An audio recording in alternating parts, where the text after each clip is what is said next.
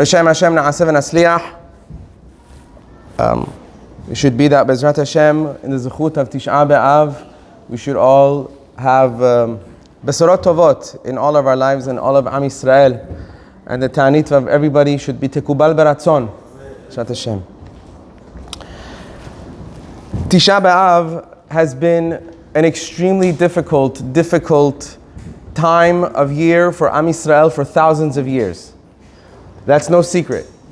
It's been said that both Batei Mikdash, both of our, temples were destroyed on the same date, on Tisha Be'Av, 9th of Av. Many calamities that have befallen the Jewish nation have happened on the 9th of Av. Surprisingly. It's not surprising for us, but anybody else from the outside looking in will really realize that something is happening here. The Spanish Inquisition was on the 9th of Av. The Abarbanel ordered musicians to actually play music for the Jews that were on their exodus out of Spain because they were fasting and it was Tisha B'Av. It was such a bad situation. He made a heter for musicians to play music on Tisha B'Av because of the situation that they were in. Tisha B'Av has always been a very, very negative time of year for Am Yisrael. But on the other hand, Tisha B'Av has the potential to be the greatest Yom Tov Am Yisrael has ever known. Tisha B'Av is in itself a Mo'ed. It is called a Mo'ed in the Torah. Pesach and Tisha B'Av are very much compared to each other. One reason being the fact that the day that Tisha B'Av falls on is the same exact day that the previous Pesach fell on. Last Pesach, the night of Pesach, night of Passover, was on Wednesday night. And this year Tisha B'Av started on Wednesday night. Every year it's the same thing. There's a big connection between Pesach and Tisha B'Av, which means there's a huge connection between Geula and the exile that the Jews have been in for thousands of years. So the potential of Tisha B'Av is humongous. It's huge for Geula. So how do we bring this Geula? That's the question everybody has. So how do we do it? If Tisha B'Av is so strong and there's something we're supposed to be doing that is connected to Tisha B'Av, there has to be something that we can do to bring the Geula. So let's look at our actions, our forefathers' actions, to see what was it that was missing. What was it that caused the destruction of the Batei Mikdash? What was it that caused the exile? And this way we could work our way back to Be'ezrat Hashem bring the Geula. Gemara Baba Metziah, Lamed Amud Bet, 30, Amud 30, page 30, on the second page, it says, what was the reason for the Hurban? What was the reason that HaKadosh Baruch Hu destroyed Yerushalayim and the Beit HaMikdash? Because the Jews, Bnei Israel, did not go lifnim mishurat adin. The Gemara says as follows, Lo hareva Yerushalayim ela al she'amidu dinehem al din Torah velo asu lifnim mishurat adin. That Yerushalayim was destroyed for what reason?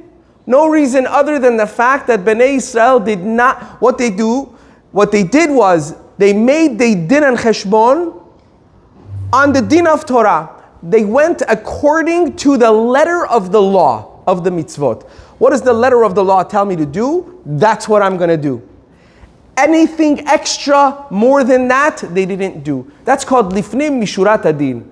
Going the extra mile, doing something extra other than what halacha requires you to do.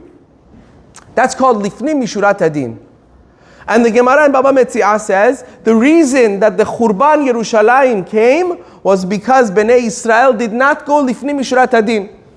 They went al pi adin. This is very strong, because it's not saying that Bnei Israel did not keep the Torah. This is talking about Churban Sheni. This is talking about the second Beit HaMikdash. It's not saying that Bnei Israel didn't keep the mitzvot. It's saying, no, they kept the mitzvot. Actually, they were very meticulous in keeping the mitzvot. But they were very meticulous in keeping the mitzvot according to what the mitzvah requires. More than that, Not really. Now there's a stira here. There's a what do you call it in English? Contradiction. It's good that I know stira and not contradiction. There's a contradiction here with another Gemara, a famous Gemara. Gemara Yoma Tet Amud Bet. Gemara Yoma, page 9 on the second side. Over there it finally says the destruction of the Beit HaMikdash came for no other reason than what? Sinat Hinam, which is the famous Gemara that we know about. Beit HaMikdash was destroyed, Yerushalayim was destroyed for one Avera, and that was Sinat Hinam. How do you reconcile this? How do you fix this seeming contradiction here? You have Baba Metziah that says it was because they were not going Lifni Mishurat Adin, and you have in Yuma that says what? No, it was because of Sinat Chinam, a totally different Avera altogether, that we still talk about till this very day. It was Avera of Sinat Chinam, baseless hatred that caused the Beit HaMikdash falling. How do we reconcile this with Baba Metziah?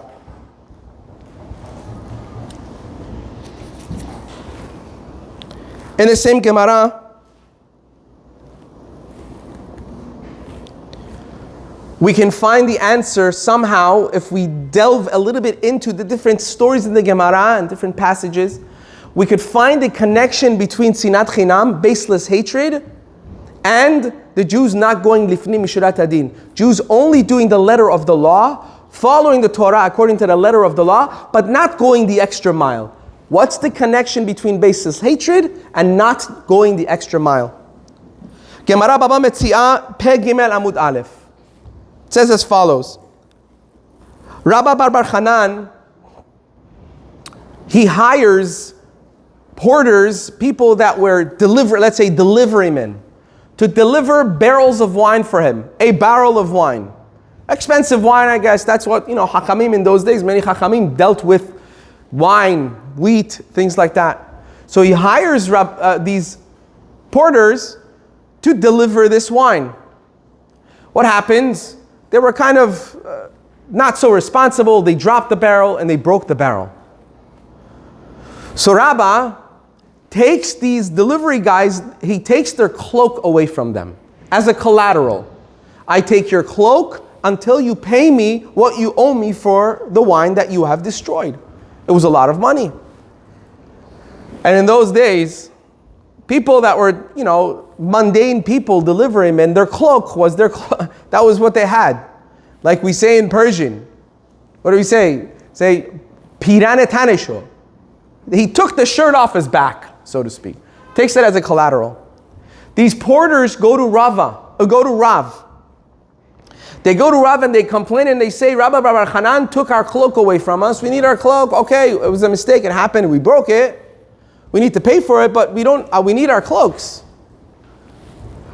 Rav calls in Rabbah and he tells them, give back their cloak.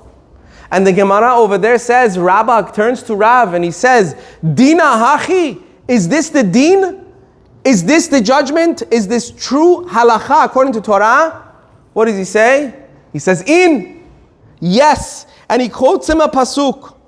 And he says, Lema'an telech bederech tovim. You shall go in the way of the good. This is the deen. This is the judgment. Give back their cloak. Now just a little pause here. That's not the deen. Halacha says that if you were the responsible party, you were paid for a job, you were supposed to deliver a car, and on that delivery you destroyed the car, you're responsible for that car. They were very much responsible for the wine. So Rabbah asks Rav, is this the deen? Is this the law? Is this the halacha? He doesn't say, no, but do. He says, yes it is. Give back their cloak because you're supposed to go in the way of the good. Fine. But the story doesn't end there. They go back to Rav again. These delivery guys go back to Rav and they say, listen, he gave back our cloak, but we don't make much money anyway altogether, and he didn't pay us for the job of the delivery. I mean, we worked to bring it off the ship or whatever, to take it a certain amount of distance. He didn't pay us for it. We don't have much money, or we don't have what to eat.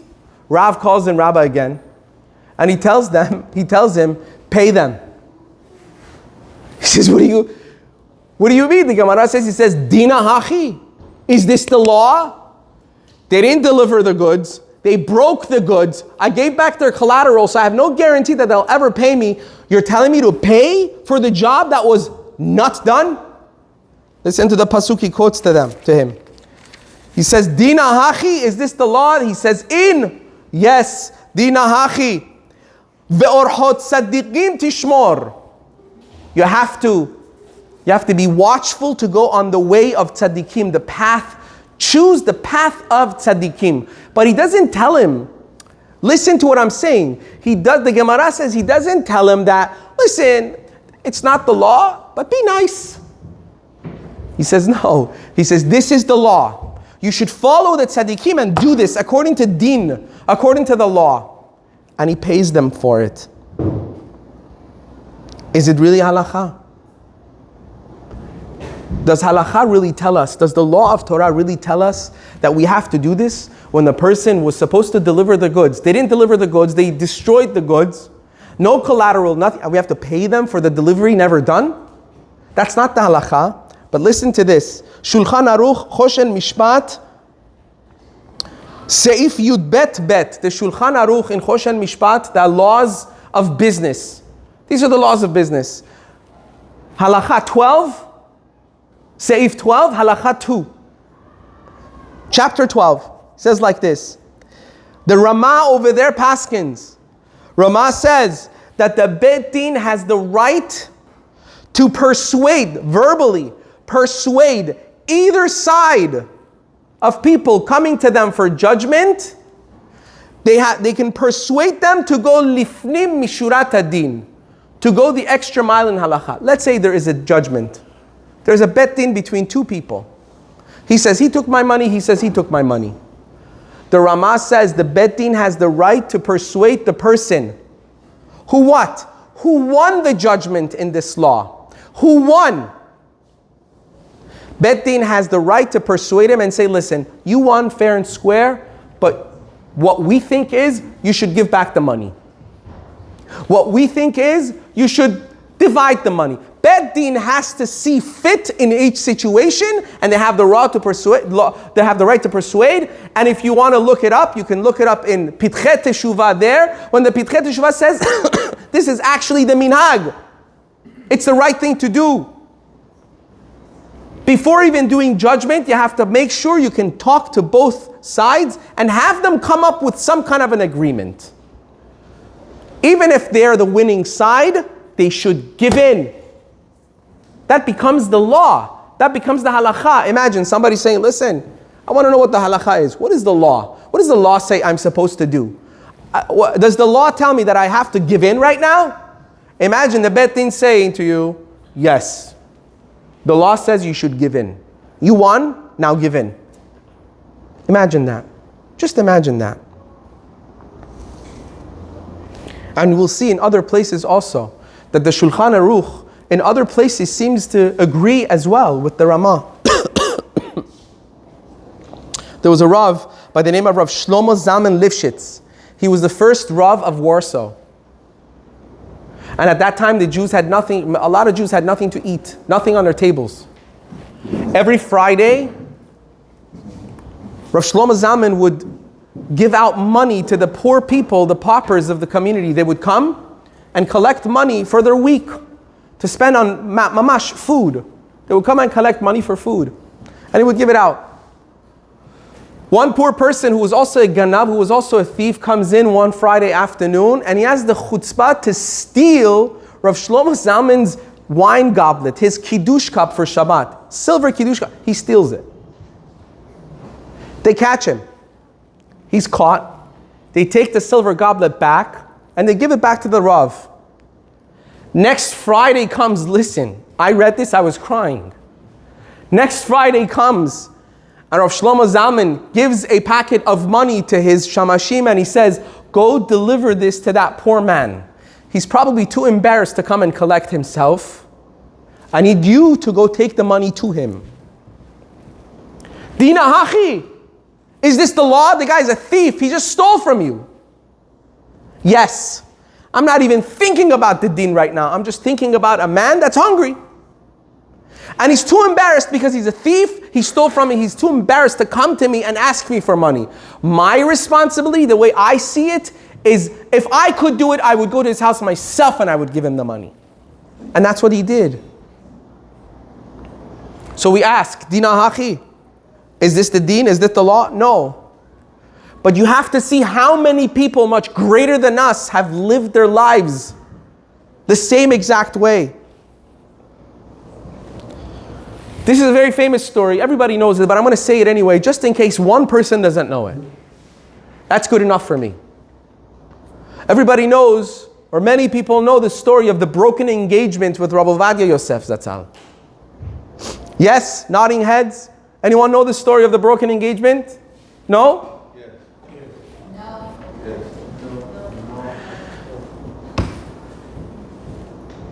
I think about 12, 13 years ago, it was Rav Ovadia was already in his 90s, late 80s or early 90s.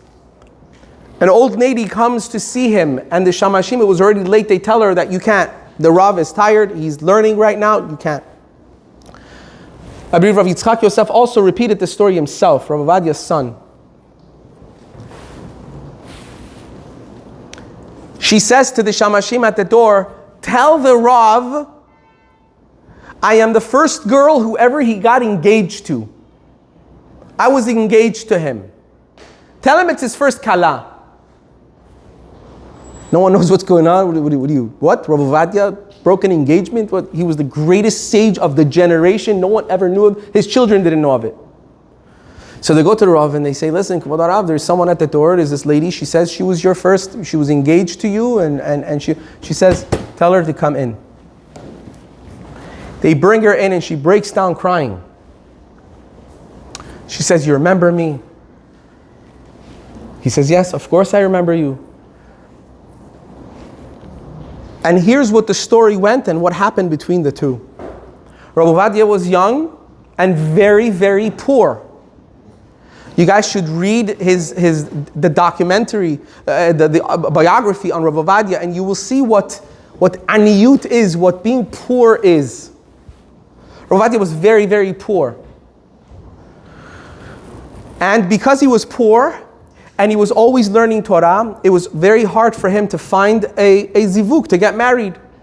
Every girl that he would go out with, it was either he was too poor and he couldn't support the family, or he's always learning, he's not going to be working.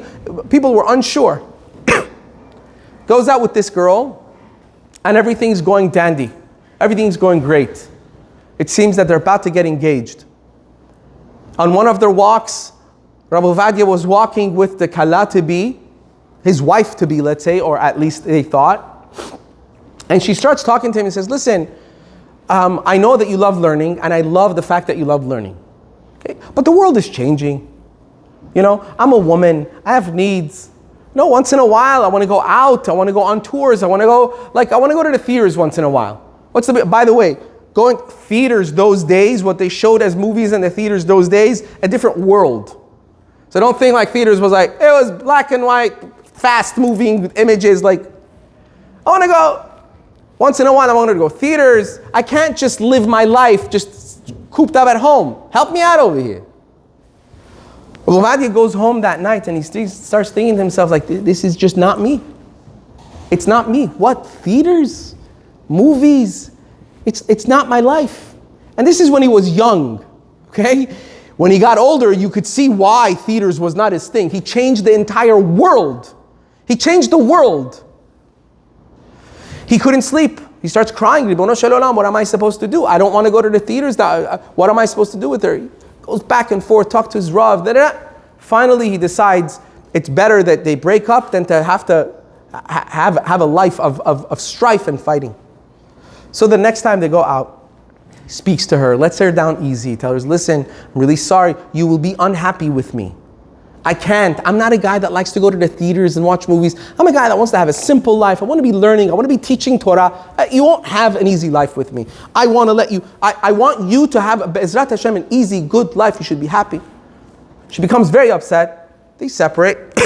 Next thing you know, she takes Rav Ovadia to Bet Din. And the head of the Bet Din was no other than the Rosh Yeshiva, the Rebbeim of Rav Ovadia themselves, also that knew Rav Ovadia very well.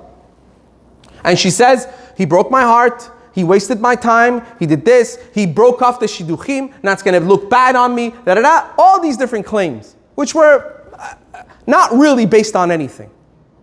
People go out, it doesn't work out. So she wanted a certain amount of money from Rav Ovadia. Bet Din decides that she has no leg to stand on. No, you can't just sue him because he didn't want to marry you. It doesn't work that way.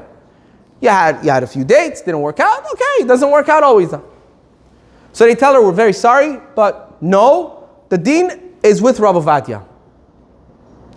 Rav Ovadia's Rebbe comes up to Rav Ovadia afterwards and says, listen, I know you won the din. You won. But if you want to hear from me, save up some money, make a monthly deal, send some money to her every month. Even if it's a pruta. It's not good. You should do it. And Rav Ovadia, listen, he didn't have money. He had to save up every month, working here and there, teaching here and there, to send someone that wasn't even his wife. And it took him months and months and months to finally pay this loan that he didn't even have. And he pays it off. Years later, she comes back to him. And she says she had a very difficult life. She never had children. Her husband dies early, lo alenu bar minan. She had a very, very difficult life. And she has always been following him and seeing. She was always thinking in her heart that it was probably because of the suffering that she gave him for no reason. He didn't deserve it. She knew he didn't deserve it. And now they're both sitting in this room and they're both crying. She didn't have money. She didn't have paid rent. Rav Ovadia tells her, and he calls in people that were in charge, and he tells them, she gets what she needs from my money every month to survive. She needs rent money, she needs food money, her fridge will be full as long as she's alive. And that's what happens. They start taking care of her. An old engagement, an old date. Any Rav would ask twice in this situation, Dina hachi, is this the din? Is this the law? Are you supposed to do this? Absolutely not. But I'm wrong. Because according to these chachamim, absolutely yes. Twice. First his Rebbeim told him to pay money he didn't owe her. Then later on in life, 80 years later or so, 70 years later, he felt, I'm going to pay her now too. I'm going to help her out now too. Orchot tzadikim tishmor. You have to look for the way of the righteous and live your life like that. The letter of the law can be the letter of the law. You have to listen to the mitzvot, but don't make that your life. There has to be some sechel within you, some chokhmah to say, okay, maybe the letter of the law right now might not be the best thing. Maybe I can do just a little better. Maybe it'll help me a little bit more. In the time of the Mikdash, the letter of the law became engraved in Am Yisrael. So much so, that's why the Gemara says, you know why the Beit HaMikdash was destroyed? Because the Jews were not ready to go lifnim bishurat hadin. What does that have to do with Sinat Chinam? I thought it was Sinat Chinam. I thought Sinat Chinam destroyed the Beit HaMikdash. What is Baba Metzia saying? You know what it is?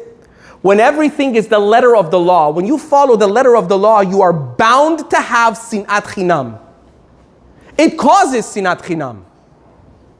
Why? Because every court case is, listen, I listened to the Rabbanim, I did what I was told to do, so I don't have to talk to you. Right there, Sinat Chinam. I did what I had to do. They felt, I don't have to talk to you.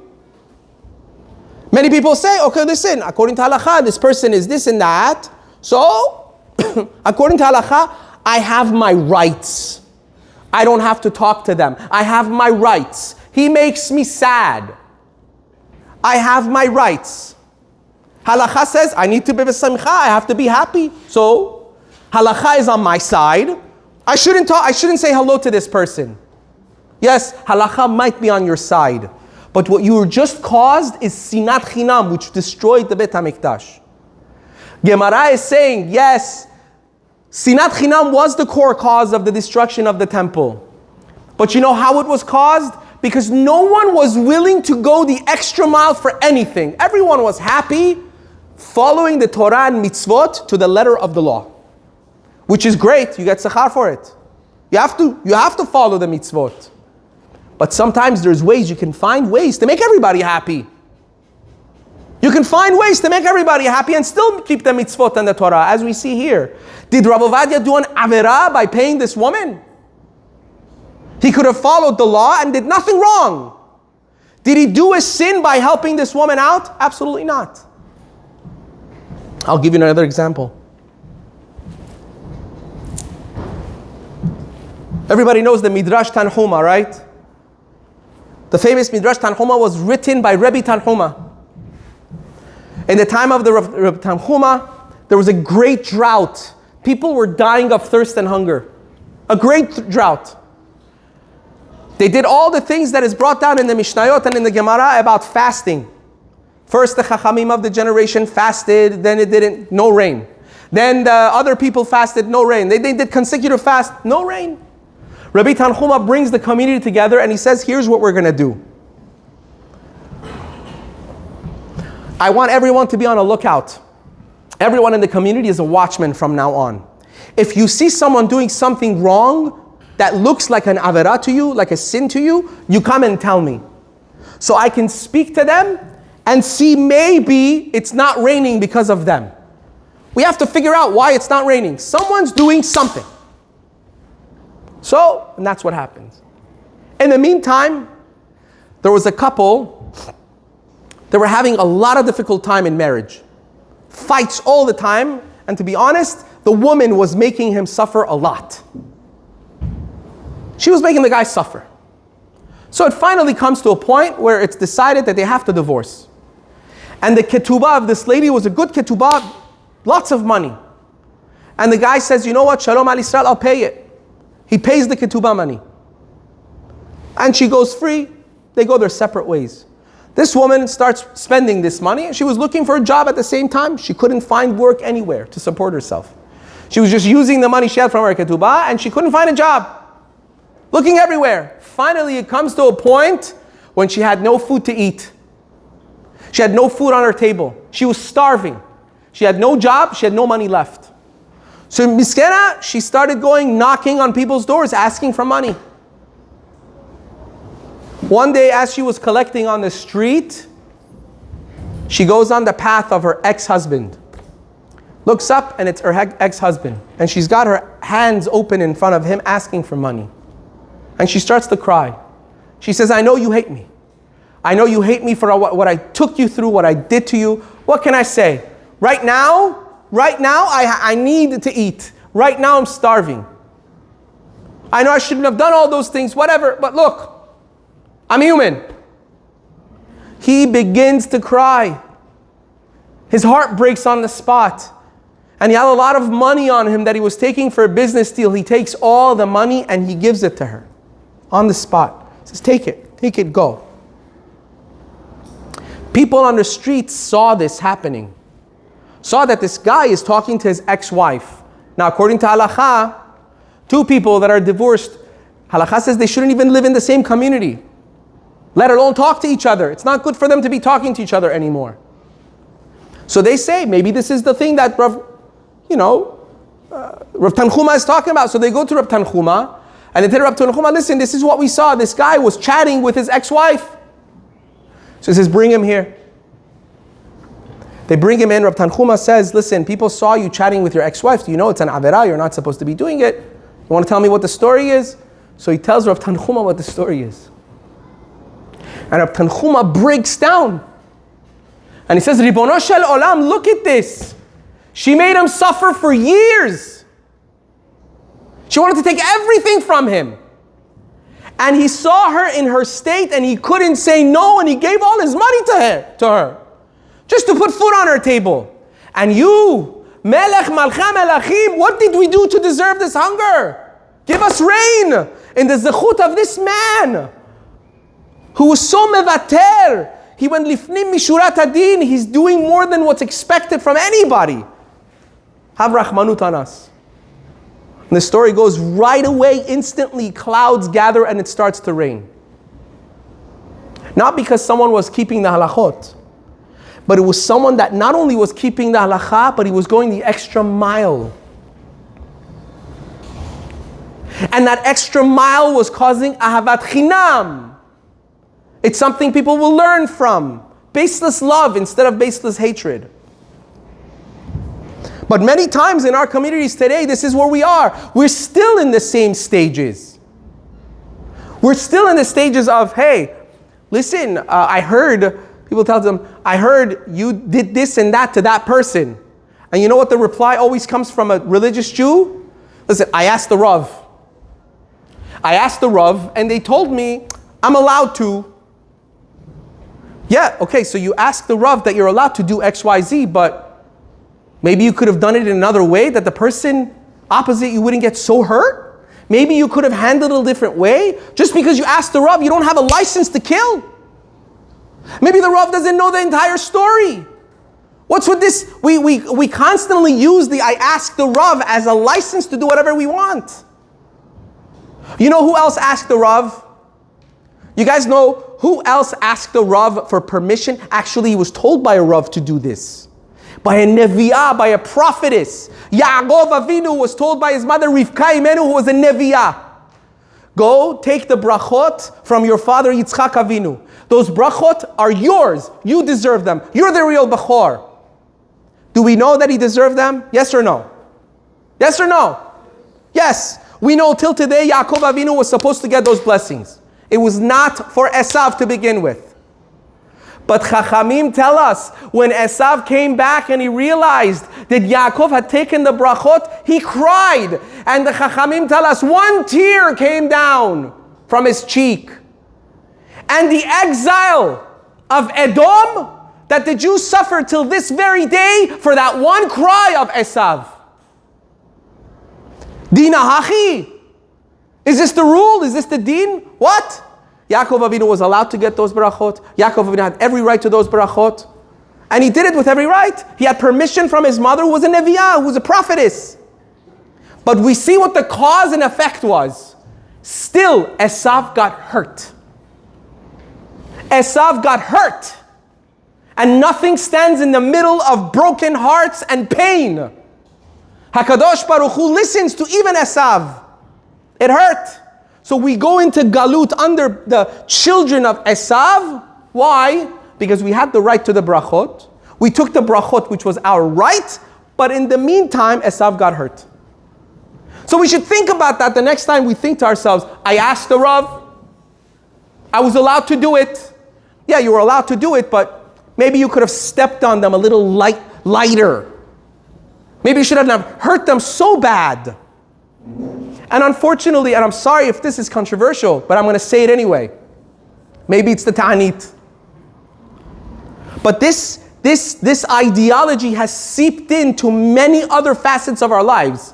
It's not just ben adam lechavero. It hasn't only seeped in between us and other people. It's seeped into other places. Of halacha.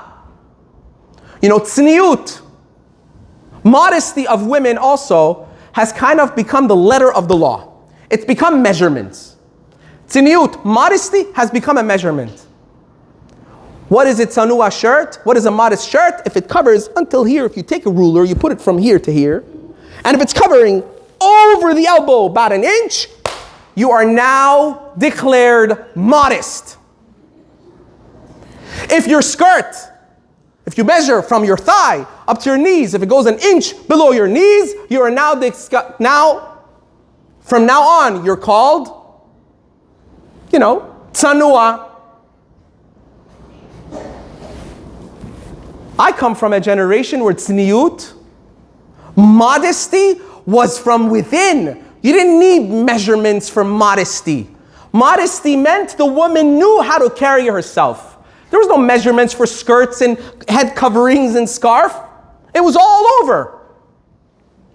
That's what it meant to be modest. No one would see the woman's hair. She didn't think, well, according to halakha, if you're covering your head anyway, so a sheitel and a hat are the same thing because you're covering it. That's literal. It says cover. It doesn't say how. Okay.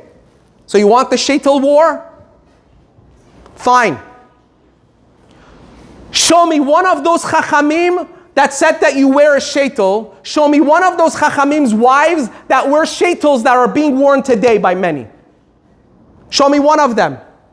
Is that what they meant by wearing wigs? I doubt that that's what they meant by wearing wigs. I doubt that when Chachamim said you're allowed to wear a wig, it meant the wig could come all the way to your back and it could have highlights all over the place. That's not what they meant by a modest woman covering her hair. Let's face it, that's not what it was meant for. Yes, are you following the letter of the law? Absolutely. Enjoy following the letter of the law that destroyed the Beit HaMikdash. The letter of the law isn't always what you're supposed to follow. A person has to follow chokhmah, what is truly correct according to halakha. What does it truly mean to be humble? What does it truly mean to be modest? Not always looking for loopholes here and there. There are a lot of dresses and clothing that are modest according to the letter of the law. But come on, let's face it.